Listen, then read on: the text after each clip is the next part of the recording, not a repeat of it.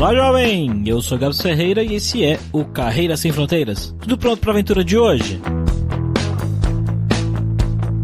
No episódio de hoje a gente conversa com um cara que logo cedo entrou pro mercado de desenvolvimento de games, o sonho de muitos desenvolvedores e desenvolvedoras. Depois de formado, ele conseguiu a oportunidade de fazer um mestrado na Dinamarca, lá em Copenhague. Se apaixonou pela cidade, pelo país e decidiu que queria viver e trabalhar por lá. Vamos ver então o que é que tem de tão legal na Dinamarca, entender o que é que chamou a atenção e fez ele querer viver e trabalhar nesse país.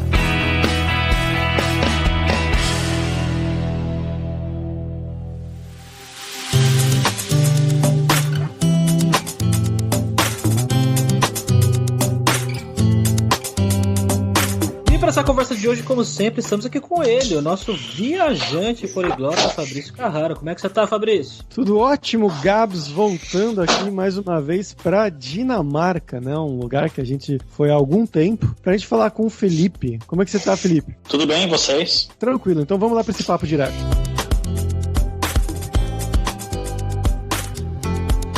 Bom, galera, como sempre, só o nosso jabazinho inicial aqui, que o podcast Carreira Sem Fronteiras é oferecido pela Alura Língua, cursos online de idiomas, que eu, Fabrício Carraro, ajudei a desenvolver com métodos que eu utilizei e utilizo para aprender idiomas como francês, italiano, russo, polonês, grego, alemão e assim por diante. E lembre-se que o ouvinte do Carreira Sem Fronteiras tem 10% de desconto em todos os planos, para você estudar todos os níveis de inglês e espanhol com a gente pelo mesmo valor. Então vai lá em aluralingua.com.br/promoção/carreira e começa a estudar com a gente hoje mesmo.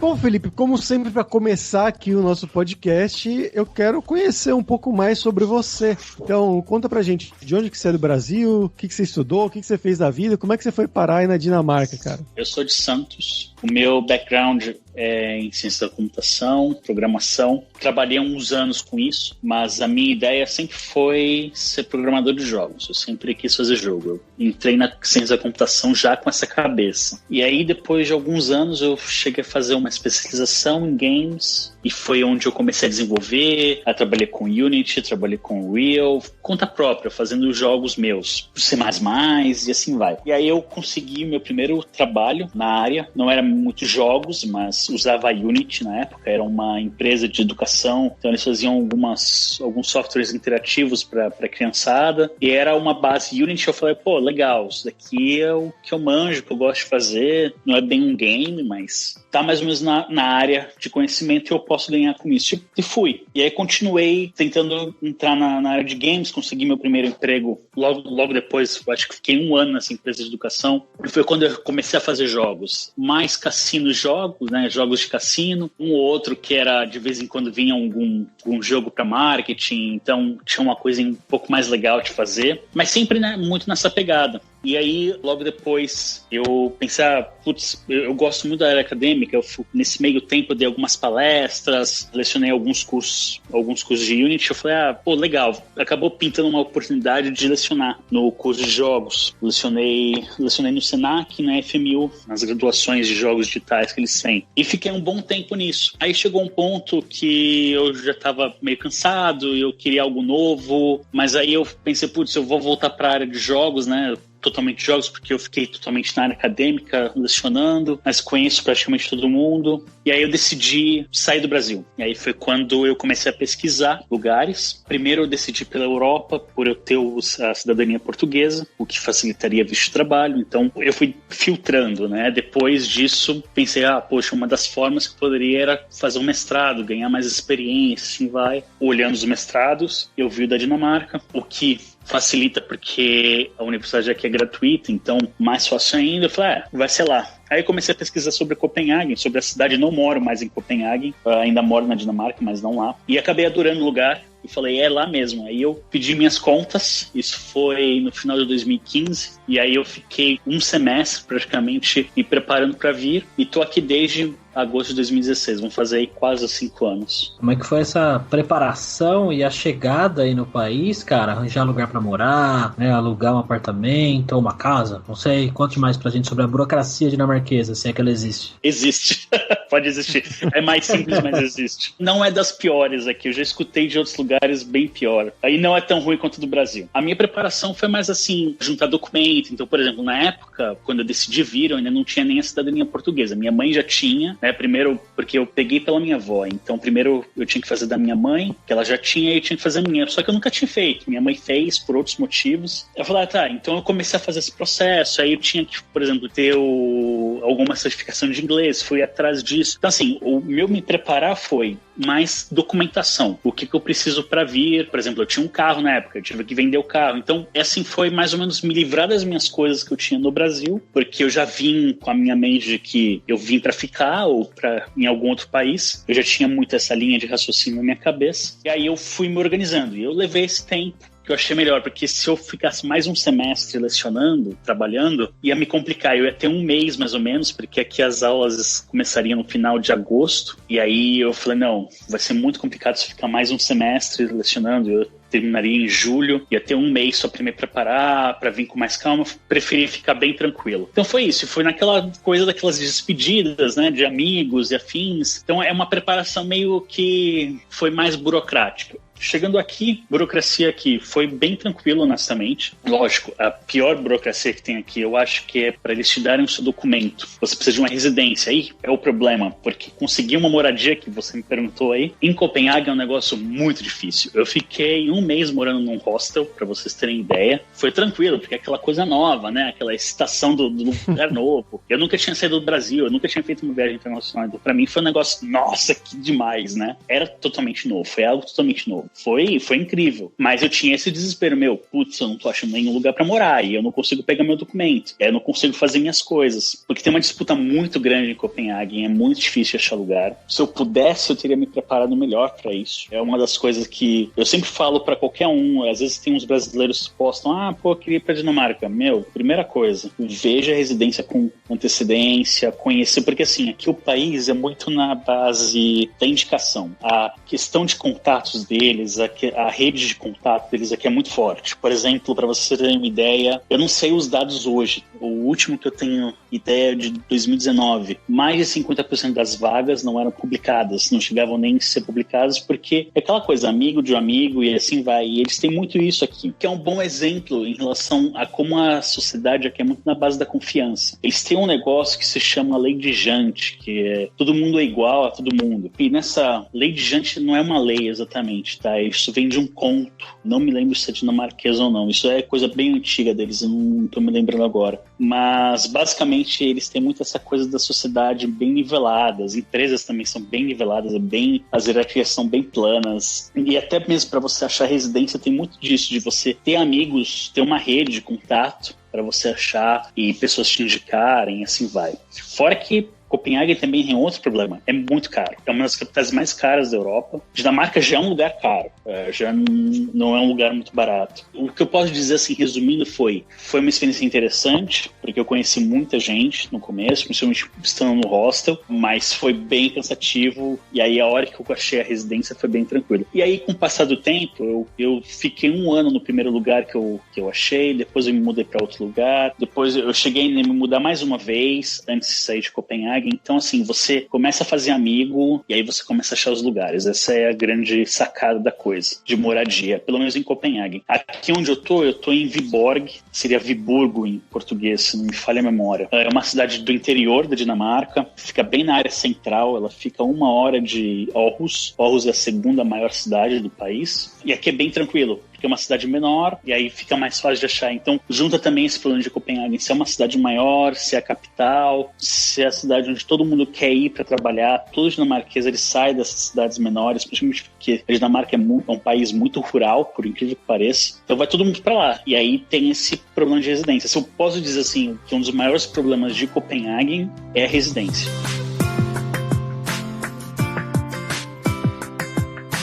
Como é que foi, bom, chegando aí, né, passando por essas diferenças culturais, mas você chegou e começou a trabalhar em Copenhague, né? Queria saber qual que é a diferença principal, como é que foi o seu primeiro dia no trabalho, como que são os dinamarqueses no trabalho, ou você não trabalhava com dinamarqueses? Eu trabalhava, sim, com dinamarquesas e suecos, nesse caso, porque aqui é muito comum, você está em Copenhague, você vai para Malmö, que é a cidade mais próxima da Suécia, você tem a ponte.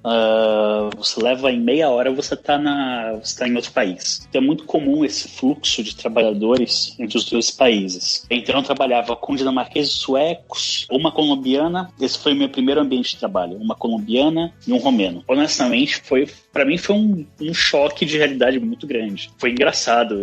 Primeiro que, assim, a questão da hierarquia plana que eu comentei. Por exemplo, uma vez eu tive que ir no hospital, no médico. No Brasil, o que a gente faz? A gente pega o atestado médico, né? Eu cheguei no trabalho, entreguei pra minha gerente, ela olhou pra minha cara do tipo, o que eu quero com esse papel, né? Eu falei, não, mas eu não vi no dia, não sei o que. Ela falou, não, guarda pra você, eu não quero. Eu sei que você estava no hospital. Ela não precisou conferir, ela não olhou o papel, ela não fez nada. Tipo, não, eu confio em você. Pra mim foi o grande choque. Isso não foi o primeiro dia. O primeiro dia foi bem tranquilo, honestamente. Eles são muito, muito receptivos. É que esse foi um dos choques, uma das coisas que eu me lembro bem, né? Mas eles são bem receptivos. Eles fazem você sentir muito, assim, normalmente trabalho em casa, principalmente no começo. Porque eles querem realmente mostrar pra você que, assim, não tem essa... Por mais que o cara seja o presidente da empresa, esse distanciamento não existe. A gente não tem essa formalidade toda como nós temos no Brasil de se dirigir a alguém que está acima de nós, né, hierarquicamente. Aqui não existe isso. Você tem a liberdade de falar com as outras pessoas numa boa, e seja lá o que for. Lógico que tem um tabu ou outro na sociedade aqui, que as pessoas não falam, mas no geral é bem liberal. Eles são bem liberais nisso. E então, assim, eles deixaram um ambiente super descontraído. Passar o tempo foi isso, assim, as coisas que me marcaram muito, assim, por exemplo, você não tem muito o negócio de nunca saber como vai ser o dia de amanhã, como, aquela coisa de, por exemplo, aquele receio do tipo, o cara vai puxar no tapete, coisa do gênero. Isso não existe aqui. Pelo menos assim, eu não senti isso, eu nunca senti isso. Conta um pouco mais sobre o seu trabalho, cara. O que é o trabalho? Meu trabalho? Que você faz aí? Isso, eu sou programador de jogos. Atualmente eu já trabalhei em diversos jogos por aqui, desde pequenos até grandes. O jogo mais recente que eu trabalhei foi com Lego Super Mario. Nossa, legal. Pra mim é uma oportunidade super bacana, foi um negócio incrível. A Lego dinamarquesa, então, assim, quando eu vim pra cá, eu descobri que a Lego era dinamarquesa, eu não tinha essa ideia. Falei, nossa, meu objetivo é trabalhar na Lego. Peguei esse emprego, era um contrato curto, que eu trabalho muito aqui como empresa também, né? Eu tenho minha própria empresa. Então eu peço serviços, às vezes eu fiquei nesse período curto para fazer esse projeto. Vocês já devem ter visto por aí, porque ele foi lançado no Natal do ano passado. Você brinca com boneco, né? Você tem o Lego físico e aí você tem toda uma parte digital. Eu trabalhei na parte digital.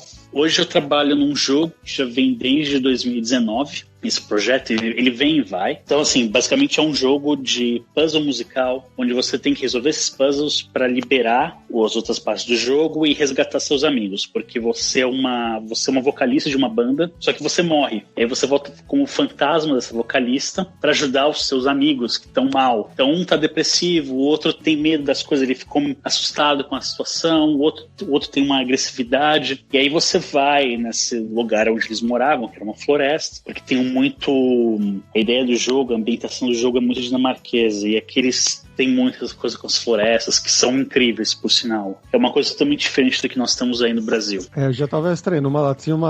Ela era uma vocalista de uma banda que morava na floresta, mas ele falou, na Dinamarca tudo bem.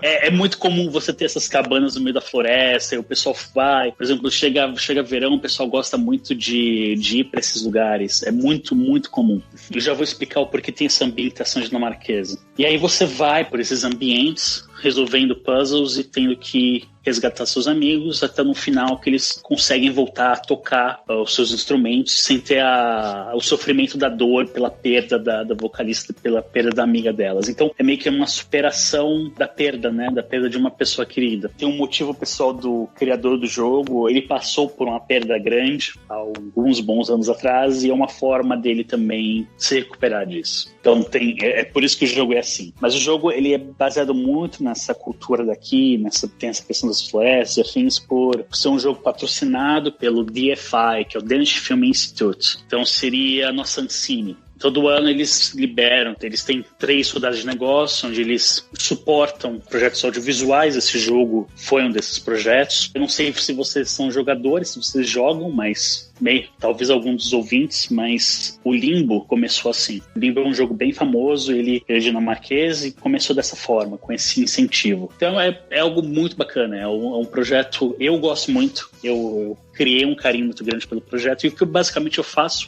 eu sou programador do jogo, e de vez em quando a gente tem mais programadores, eu acabo assumindo a posição de lead programmer. Eu tenho toda a ideia do sistema na cabeça, de como é a arquitetura do jogo, a arquitetura do software dentro do jogo, como as coisas funcionam. Às vezes eu tenho que fazer gameplay, porque alguns outros programadores podem ter uma dificuldade, ou estão fazendo alguma outra função, mas basicamente eu cuido mais do sistema. Então eu revejo código, que aí eu faço code review, né? Eu oriento os outros programadores. Dependendo da funcionalidade do gameplay específico, sou eu que faço. No momento eu estou trabalhando em um gameplay bem específico, musical, então, onde você vai poder cantar notas musicais, você tem todo um visual na tela com essas notas musicais. Então, basicamente, é isso que eu faço. Então, eu tenho que dar o suporte, eu tenho que rever o projeto. Muitas coisas, por exemplo, os artistas, os designers, eles fazem muita prototipagem, eles têm uma linguagem visual. Normalmente, quem transforma essa linguagem visual para código sou eu. Então, tem muito disso, de cuidar da arquitetura do software.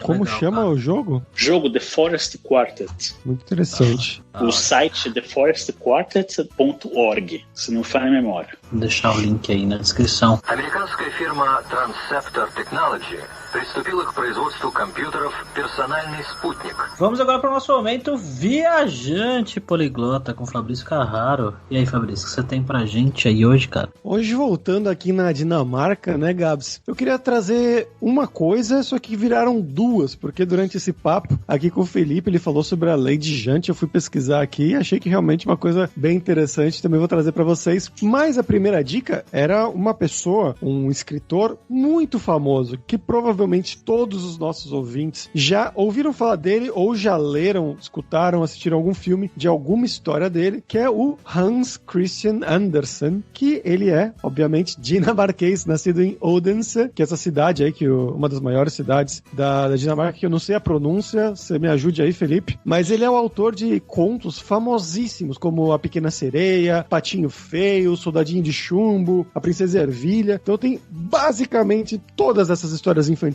que a gente conhece. A metade é criada por eles e a outra metade são dos irmãos Grimm. É mais ou menos isso que a gente tem da nossa infância, né? Mas além disso, eu ia trazer também dessa lei de Jante que o Felipe mencionou. Eu achei aqui os 10 mandamentos, que são os mandamentos dessa lei. Vem de um livro que se chama Um Fugitivo Cruza o Seu Trilho, do escritor dinamarquês também, Axel Sandemose. E aí os 10 mandamentos são: 1. Não pensarás que és especial. 2. Não pensarás que és tanto quanto nós. 3. Não pensarás que és mais esperto que nós. 4. Não acreditarás que és melhor que nós. 5. Não pensarás que sabes mais que nós. 6. Não pensarás que és mais importante que nós. 7. Não pensarás que és bom em alguma coisa.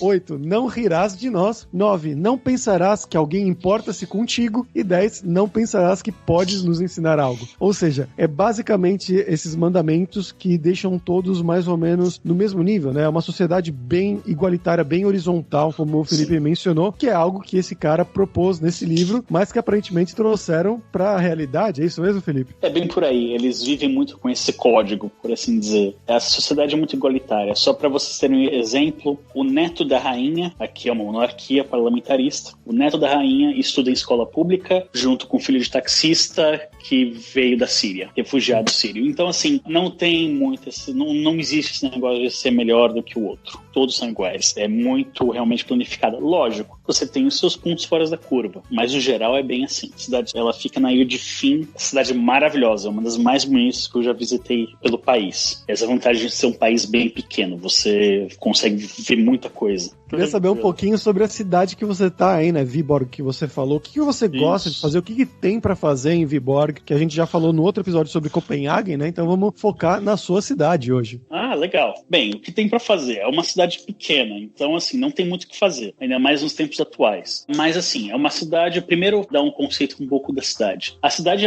é a primeira capital da Dinamarca, então a capital não era Copenhague, até um bom tempo atrás, e aqui era onde eles elegiam os reis. Então, atualmente, os reis são são hereditários, né? Então, a rainha atualmente morre, o filho dela mais velho assume. Mas antes era uma eleição, né? E a eleição acontecia aqui na cidade, na Catedral da cidade. Eu moro na rua da Catedral, por sinal. E a cidade, a rua ainda tem o mesmo, não a mesma pavimentação, mas a mesma linha, né? Ela segue o mesmo roteiro da rua, bem antigo. Assim, é uma cidade milenária, é uma das cidades mais antigas do país. Ela tem toda essa questão histórica, tem a sua relevância por ter sido a capital. Provavelmente, se continuar sendo a capital, seria a cidade mais importante do país. Atualmente, a cidade abriga a Animation Workshop, que é uma das escolas de animação aí mais importantes do mundo. O pessoal vem pra cá e sai daqui, vai trabalhar na Disney, Pixar, Paramount, enfim, todos os estúdios de animação, Cartoon Network, assim vai. Eu mesmo estive, antes de todo o lockdown, né, toda a situação atual, tinha uma palestra que eu tive, que de vez em quando eu vou lá, era com o animador do Aladdin, da animação, e não do filme, né? A faculdade acaba movimentando a cidade. Além disso, a cidade abriga, o prefeito da cidade é o ex-técnico da seleção de handball, que era famosíssimo no país. E handball é o esporte, tipo assim, o futebol e handball são os esportes nacionais. Eles foram os criadores do handball. Então, assim, a cidade abriga muita concentração de eventos esportivos. Então, assim, a maioria dos campeonatos de handball do país acontecem aqui. Então, é basicamente isso que a cidade tem. Fora isso, a cidade oferece toda a questão ambiental. Tem florestas lindas, tem o sul. Aqui tudo bem que tem um lago também meio da cidade, bem gostoso, dá pra passear bastante. Então, tem essa questão toda de natureza. Tem um complexo de cavernas bem legal, assim, dá pra fazer uns passeios bem legais. Então, basicamente, é o que tem na cidade. É uma cidade em crescimento, por ser, assim, ser próximo de Aarhus, que é uma das maiores cidades do país, a segunda maior, se não me falha a memória. Tem toda essa questão das universidades. Então, por exemplo, por causa dessa universidade de animação, outra tá chegando aqui com outros cursos. Então, a cidade está em expansão no momento. Mas, basicamente, o que tem para fazer é isso. São os eventos da faculdade de animação, os eventos de games que tem. Então, é um polo de desenvolvimento de jogos, o que é bom pra mim, um dos motivos que eu tô aqui, porque eu achei esse projeto super legal. Beleza, vou lá, vou participar disso. E eu acabo conhecendo muita gente vem pra cá e acaba movimentando esse mercado.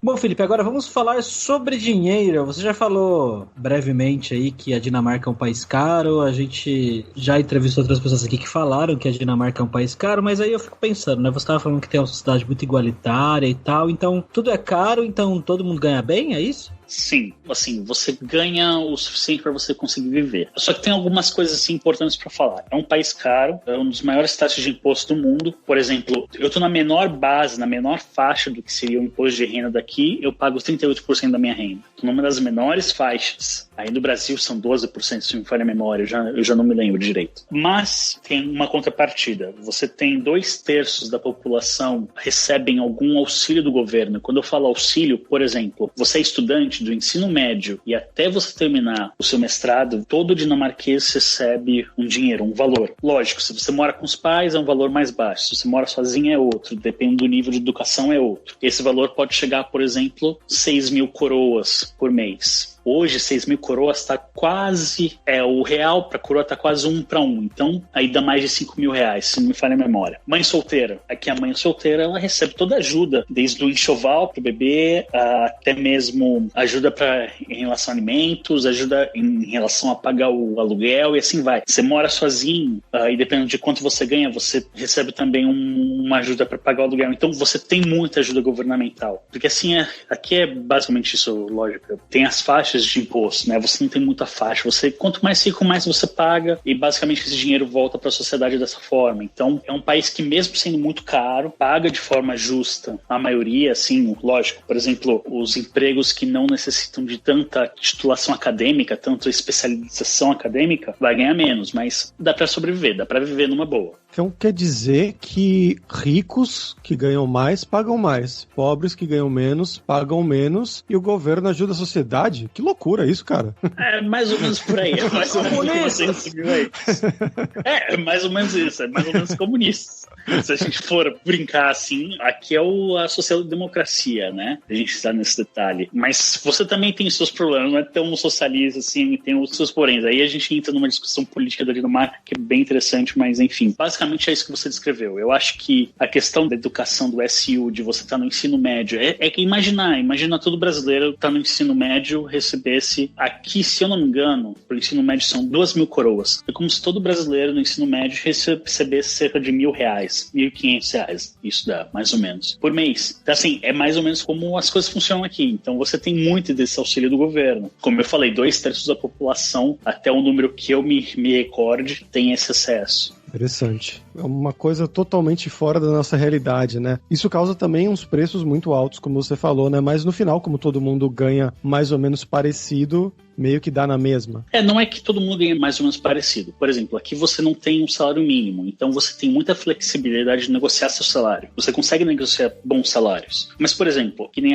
eu só acho que foi matéria do Globo Repórter, se não me engano. Ele veio pra cá e ele entrevistou um lixeiro que ganhava 10.000 coroas. É mais ou menos isso que ganha um lixeiro por aqui. Não desmerecendo a função, não é isso, mas a gente, é uma função que você não precisa ir pra uma universidade, afins, e normalmente ganha menos. Bom, com isso dá pra viver? Dá. Honestamente, um cara sozinho ganhando isso por mês, ele vive numa boa. O que eu sinto é que, assim, por exemplo, eu vou comparar do meu salário, tá? O meu salário hoje com o salário que eu ganhava aí no Brasil era aquela coisa que chegava no final do mês, tinha mês que era assim, como é que eu vou passar até o final do mês? Que é muito a realidade de muito brasileiro. Aqui, eu não tenho esse aperto. Você, por mais que seja um país caro, com os altos impostos, você ganha o suficiente para viver, para ter uma vida legal, por assim dizer. E claro, quanto maior for seu cargo numa empresa, quanto mais especialidade você tem, mais você tem chance de ganhar. Quanto que é um aluguel, por exemplo, em Copenhague ou por aí? Copenhague, para você ter ideia, um quarto em Copenhague está na faixa de 5.000 coroas. Um apartamento chega de 15.000 para cima, fácil. E não são apartamentos bons, por exemplo. Isso é um outro problema de Copenhague. Como tem prédios muito antigos, tem apartamento que não tem banheiro. Porque os banheiros muito antigos, eles eram todos no térreo. Era meio que para todo mundo do prédio. Você tem que tomar banho, você tem que descer para tomar banho. Você tem que sair desse apartamento para tomar banho. É como morar num hostel. Mais ou menos isso. Tem apartamento onde o chuveiro é em cima da privada. É um negócio de louco. Assim, tem umas bizarrices para nós brasileiros. Tem umas coisas bem bizarras nesse aspecto. Tem apartamento aqui. Eu já vi umas coisas assim, falando, meu Deus do céu, como que a pessoa vive dessa forma? Mas eles estão meio que habituados, por assim dizer, e são caros. Principalmente assim, quanto mais no centro, mais caro fica. E no centro hoje, por exemplo, no centro de Copenhague, é muito raro de achar um apartamento para comprar, por exemplo, ou para alugar. Você não vai ter. Então você vai ter que expandir. E é uma cidade que, assim, os prédios são muito baixos, você não tem arranha-céu aqui, é muito difícil. Por exemplo, mesmo, o prédio onde eu moro é um prédio de 2 andares. Eu morei, numa época, na parte no sul de Copenhague, em Ama. É uma parte mais moderna da cidade, afins. O meu prédio tinha 9 andares. Era um dos maiores prédios residenciais da região, pra você ter uma ideia. Então, assim, esse é o problema, entendeu? Então, você tem uma edificação muito, muito antiga, não tem tanta coisa nova. Por mais que até tenha, tá surgindo coisas mais novas, óbvio. E aí você tem toda uma disputa, porque hoje muita gente vai pra Copenhague, e aí os preços vão lá por cima, né? 15.000, 20.000 coroas é uma coisa muito fácil de você achar apartamento nessa faixa de preço. Aqui, por exemplo, aí comparando com Viborg, se você for mais pro interior do país, os preços baixam. O que você paga num quarto lá, em Copenhague, em 5.000, você paga num apartamento só pra você aqui. Tem essa disparidade da coisa. E fora que, assim, você também tem uma fila, tem alguns apartamentos na Dinamarca que eles são do Estado, eles não são propriedade privada. E tem alguns apartamentos que eles são, tipo, comunidades. Então, você tem o dono do apartamento, mas a comunidade também é dona daquele apartamento. Esses entram num esquema de lista, que aí você tem uma lista gigante rodando para ver quem é que vai alugar o apartamento. Putz, aí a procura aumenta mais ainda.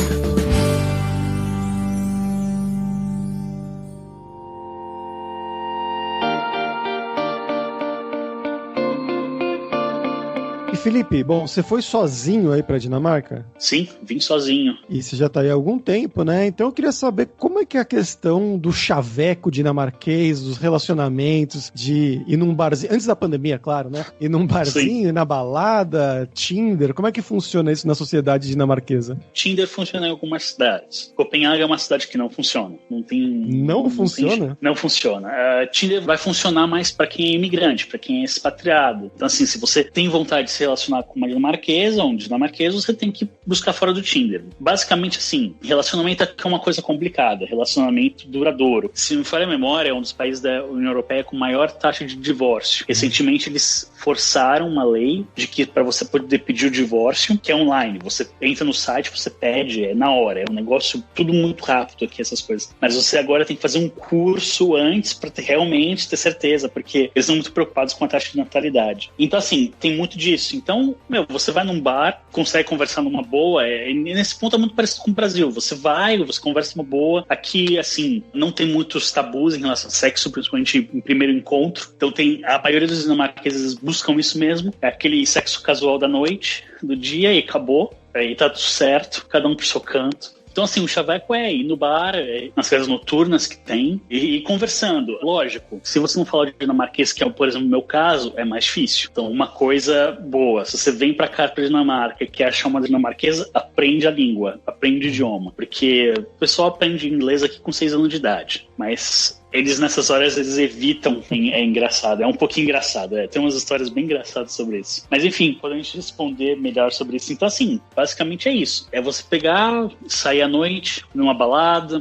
num barzinho. Elas vêm, aqui a dinamarquesa, assim, eles são muito tranquilos com a sexualidade deles, e quando eu falo isso, por exemplo, na praia, dentro de fora na praia é a coisa mais normal que tem. Pessoal pelado na praia, então, tranquilo, mesmo que a praia não seja de nudismo, é muito comum isso no verão. Eu me lembro que levei um susto, criança não usa nada, tipo, eu fui na praia e, tipo, todo mundo pelado, eu falei, eu vim de uma praia de nudismo, não, é o dia normal, na praia dinamarquesa. Depois eu descobri isso. Tá bom, beleza. Então, assim, eles são bem tranquilos, então, assim, não tem esse negócio da mulher, esperar o homem chegar, não sei o quê. Se a mulher quiser, ela vai pra cima também, se tiver afim, vai rolar na hora, não tem muito papo, não tem muita embromação, não tem que ficar muito em cima, tem muito assim, não é não, tem muito disso, não é não, e você tem que partir pra outra, não tem muito papo e tem muito respeito, mas tem uma vantagem pra nós que somos de fora da Dinamarca. A mulherada gosta de estrangeiro. Eu sinto porque, às vezes, assim, os dinamarqueses, no geral, eles são meio banana. Demoram muito. Eu escuto, às vezes, a mulherada falando, os caras demoram muito pra chegar e não sei o quê, vou tomar uma atitude. Então, assim, tem tudo isso, mas é mais ou menos por aí. Eu escutei essas mesmas reclamações quando eu morava na Alemanha sobre os alemães, que eles demoravam pra chegar, principalmente vindo das latinas, nesse caso, das europeias mais do sul também, italianas, espanholas, francesas, reclamando dos alemães que não chegavam juntos, sabe? Não, eles não chegam. É muito engraçado de ver, porque assim, é uma coisa que a gente não vê no Brasil. Uhum. E aí quando você vai num bar, numa balada, e você vê essas interações, eu me divirto, eu já dei muita risada. Eu tinha alguns amigos dinamarqueses na época da faculdade, e eles realmente travavam às vezes. Me lembro que eu tenho esse amigo que ele é dinamarquês e ela é espanhola, e ela reclamava dele, você nunca chega em mim, não sei o quê. Calma aí, vai. É bem engraçado, é bem por aí mesmo. E Felipe, pra gente fechar aqui, agora é a hora do perrengue, que é a hora que a gente pede pros nossos convidados contarem histórias engraçadas, gafes. E você falou que tem algumas histórias engraçadas aí de chaveco também. Pode contar o que você quiser. Eu me lembrei de uma agora, que foi muito engraçado, né? Quando a gente vai pedir uma Coca-Cola num bar, a gente pede uma Coca, né? Uhum. Bem, aqui Coke é cocaína. Aí no bar da faculdade, aqui as faculdades têm bar dentro da faculdade. Eu sei que é engraçado falar, então, assim, por exemplo, sexta-feira à noite, o bar abre. Fica na faculdade, bebendo ali dentro mesmo, numa boa. Aí eu fui no bar, falei, agora... Que aqui também tem outra coisa, beber cerveja aqui é importantíssimo. Né? Eu falo pros meus amigos, eu acho que o que eu bebi aqui nesses 4 anos e meio é mais do que eu bebi a minha vida inteira aí no Brasil. É impressionante, é um negócio assim, de louco. Aí eu me lembro que eu fui pedir uma Coca no bar, aí eu falei, não, eu quero uma Coca. Minha amiga de dinamarquesa chega do meu lado, ela, tá pedindo cocaína e não cola. Tem gafes normais, né, que você dá no dia a dia. Principalmente assim, quando você não entende uma palavra. Então, como eu falei, eu não falo o idioma. Aí você vai no mercado, aí você acha que você já dominou a interação com o caixa, né? Então você já sabe responder a pergunta, aí ele vai e fala uma outra coisa diferente, aí você já tem aquele ensaiado na cabeça, tipo, putz... sim, é aquele... Daí, é o clássico do CPF na nota. Isso, é bem por aí. Você tem o cartão do supermercado tal, você não estava preparado. Exato, eu não estava preparado para isso, não me pergunta isso.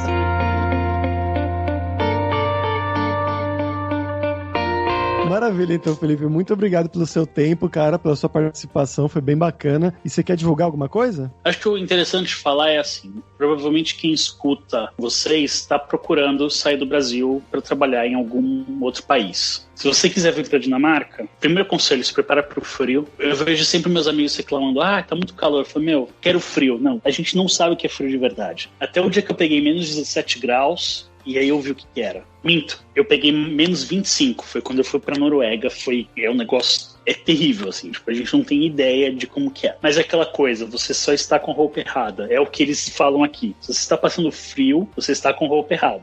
É o lema dinamarquês pro frio, é como você sobrevive ao frio. E de bicicleta, né, tem esse detalhe, aqui é tudo bicicleta. O que eu falo é, venham, é um país incrível, lógico, é aquela coisa, né, a grama do vizinho é sempre mais verde. Lógico que tem seus problemas, a gente falou de coisas só positivas, mas é um país incrível. Pra mim, a segurança daqui é inimaginável. Eu ando com minha mochila, com meu computador, sem ter estresse, sem ter dor de cabeça, sem ficar... Eu não preciso mais olhar pra trás pra ver se tem alguém vindo, coisa do gênero. Eu não tenho mais o medo de andar na rua. As coisas funcionam. Eu acho que isso é uma coisa boa. E segurança, boa qualidade de vida. Você, por exemplo, ambiente de trabalho, a gente tá falando muito de trabalho. Você não tem esse negócio de 40 horas semanais e você trabalha mais ainda, às vezes não. Normalmente são 37 horas semanais. O pessoal tá te mandando embora pra ir pra casa pra você aproveitar o seu dia. 37? Caramba.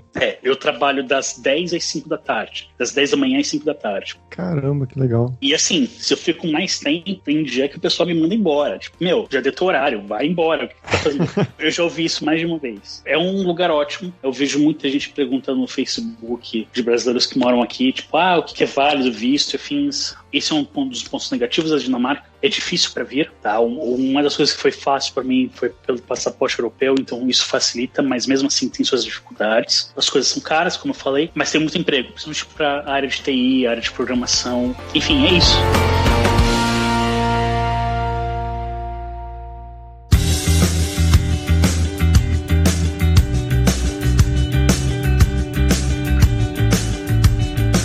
Pessoal, por hoje é isso. Tak, que é obrigado em dinamarquês. E se você gosta do Carreira Sem Fronteiras, recomende para 5 amigos, para nossa comunidade crescer sempre cada vez mais. E entre no nosso grupo do Facebook, o Carreira Sem Fronteiras, para você ter mais dicas sobre empregos, mercado de trabalho no exterior, tecnologia e também sobre a língua inglês ou algum outro idioma. E não deixe de conhecer a Alura Língua para você reforçar o seu inglês e o seu espanhol e dar aquela força, tanto no seu currículo quanto na sua vida profissional, algo que o Felipe destacou muito bem, falando que ele tá lá há 4 anos e ele trabalha em inglês, fala só inglês, ainda não fala dinamarquês, e pra ele tá tudo bem. E só lembrando que o ouvinte do Carreira Sem Fronteiras tem 10% de desconto em todos os planos. Então vai lá em aluralingua.com.br/promoção/carreira e começa a estudar com a gente hoje mesmo. Além também, é claro, da alura.com.br, que tem mais de 1.200 cursos de tecnologia, tanto na área de programação, que é a área do Felipe, inclusive cursos de programação focados a jogos, mas também cursos de marketing, design, business, soft skills, cursos de como você criar o seu currículo em inglês ou em espanhol para mandar pro exterior. Então com certeza vai ter um curso pra você. Então, pessoal, até a próxima quarta-feira com uma nova aventura em um novo país. Tchau, tchau!